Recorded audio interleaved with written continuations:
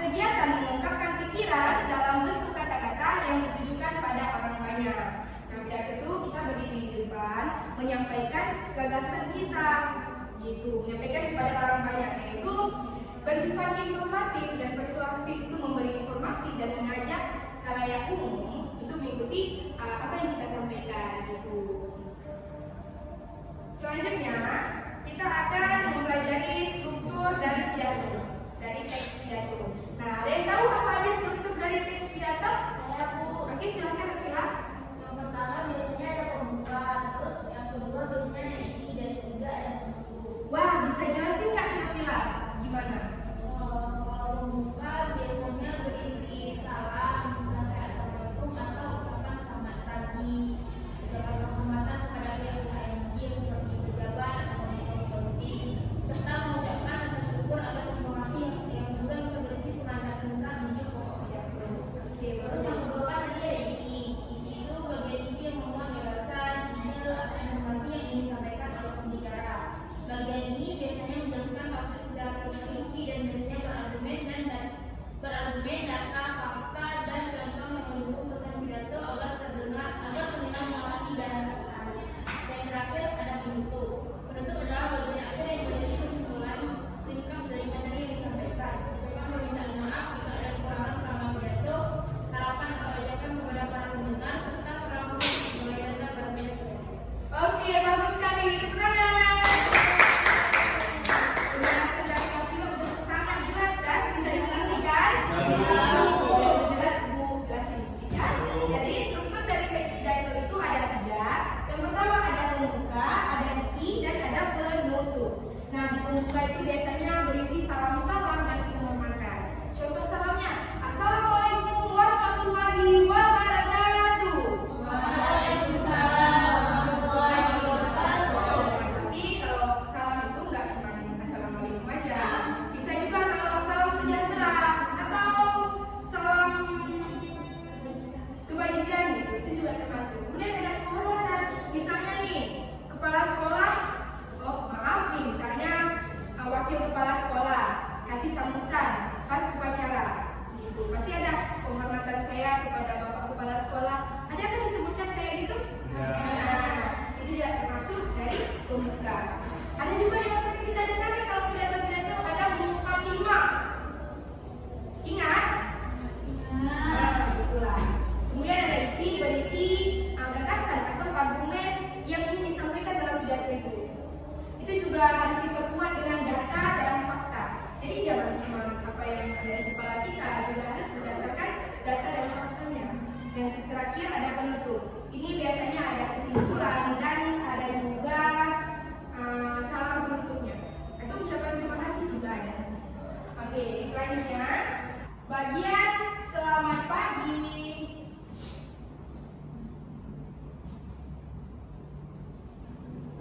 Sampai kita semua itu merupakan bagian dari pembuka. Kemudian bagian hadirin yang saya hormati,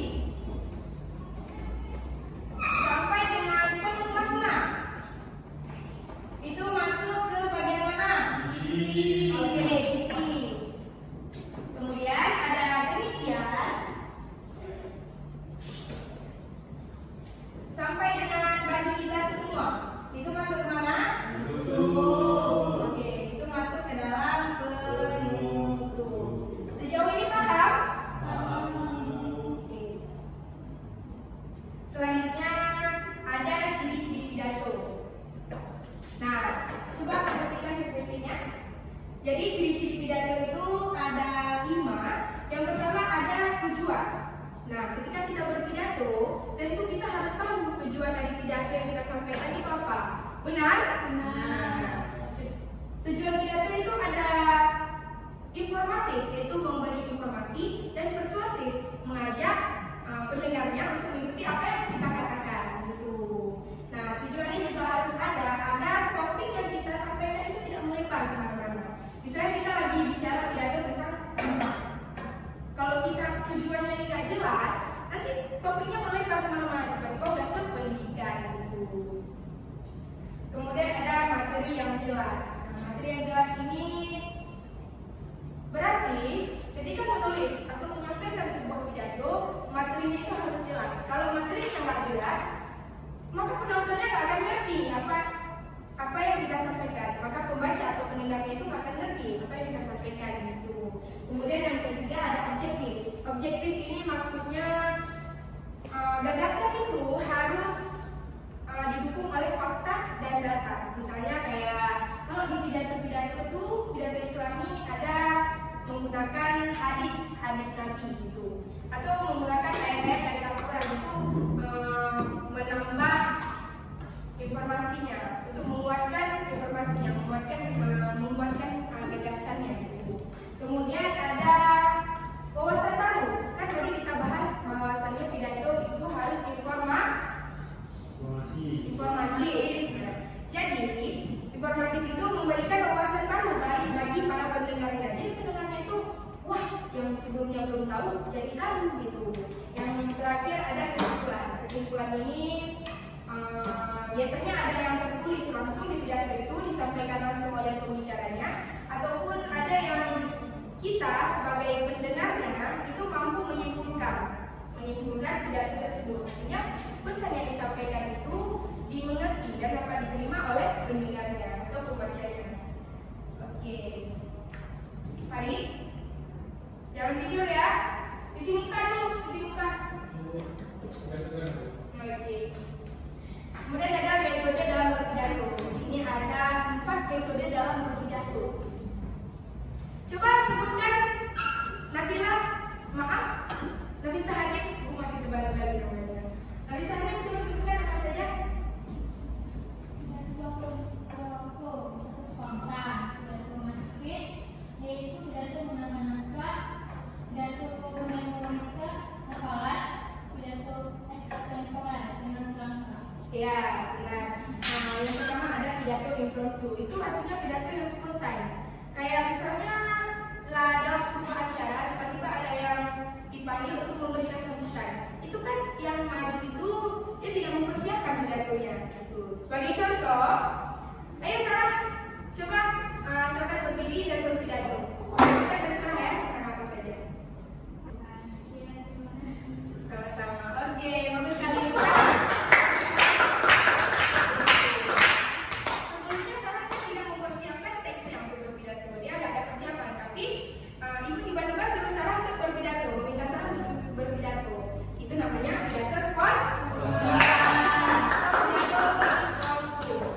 Oke, selanjutnya ada pidato manuskrip. Itu menggunakan naskah. Gak asik kan kalau misalnya kita nonton pidato nih dalam acara kenegaraan. Itu ada pasti yang berpidatonya pakai teks. Jadi teksnya dibaca. Itu sebelumnya teksnya sudah disiapkan, kemudian nanti tinggal dibaca. Selanjutnya ada pidato memoriter. Itu hafalan. Ini biasanya kalau misalnya orang ikut lomba pidato. Tadi siapa yang pernah ikut lomba pidato?